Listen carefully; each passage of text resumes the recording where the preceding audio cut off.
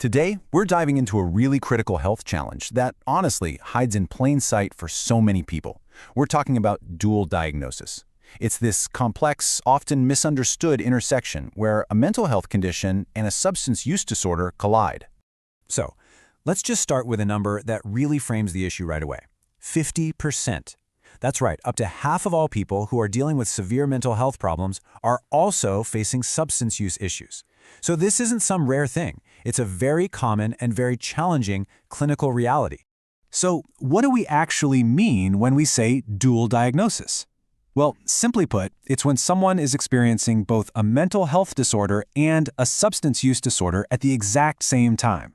You can think of them as two separate conditions that have become deeply, deeply tangled up in one person's life. And that brings us to what we're calling a tangled diagnosis. And you know, tangled is the perfect word here, because these conditions don't just exist next to each other. Nope, they collide, they interact, and they create this incredibly complex knot that is just so difficult to unravel. And the sheer range of what a dual diagnosis can involve is, well, it's pretty staggering. On the mental health side of things, you've got everything from mood and anxiety disorders to psychosis. And on the substance use side, we're talking about alcohol, prescribed medications, or illicit drugs. This huge variety is exactly what makes it such a massive challenge to treat effectively. Now, all of this entanglement creates what's known as the vicious cycle. And this is really the core dynamic of a dual diagnosis, right? It's where each problem is actively making the other one worse, and the whole situation becomes so much more than just the sum of its parts.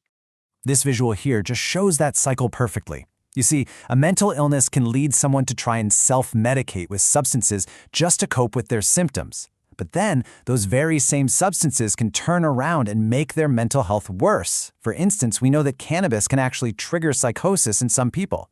It creates this powerful, brutal feedback loop that's incredibly hard to break out of. And this cycle, it creates a huge challenge for clinicians. Symptom overlap. I mean, think about it. Is the paranoia a person is feeling a symptom of their mental health condition, or is it from stimulant use? This kind of masking effect makes getting a clear, accurate diagnosis incredibly difficult. And the consequences of this tangled condition are severe. People with the dual diagnosis face much higher rates of relapse, a tragically increased risk of suicide, and greater social instability, which can lead to things like homelessness and even incarceration. It really does impact every single part of a person's life. But here's where the story really pivots. Because in the face of all this complexity, the healthcare field has developed a whole new approach to care. This is what we call the integrated solution. It's a fundamental shift in how we think about and treat these co-occurring conditions. The big, crucial shift is moving away from the old sequential way of doing things, where you treat the substance use first, then the mental health issue, or maybe the other way around. Turns out that was often really ineffective. The modern approach is integrated treatment, where a coordinated team addresses both conditions at the exact same time. It's about treating the whole person, not two separate problems. And right at the heart of this new approach is a simple but really powerful policy idea: no wrong door. What does that mean? It means that no matter where a person goes to seek help, whether it's a mental health clinic or an addiction service, they won't get turned away. They get the help they need right then and there. So what does this integrated care actually look like in practice? Well, it all comes down to a few key strategies. This is basically the toolkit that health professionals use to manage dual diagnosis successfully. This framework really rests on 4 key pillars. First up, you've got building a therapeutic alliance. Second, using motivational interviewing. Third is practicing harm minimization. And finally, ensuring medication safety. So let's start with the foundation. Everything starts right here, with a therapeutic alliance. See, people with a dual diagnosis often face a ton of stigma from all sides. So building a strong, non-judgmental, and trusting relationship is the single most critical factor for success. It's really about validating their experience. Next up is the conversation itself. Motivational interviewing isn't about telling someone they have to change. It's a collaborative style that helps a person explore their own feelings about it and find their own reasons and commitment to make a change. It's totally empowering, not confrontational at all.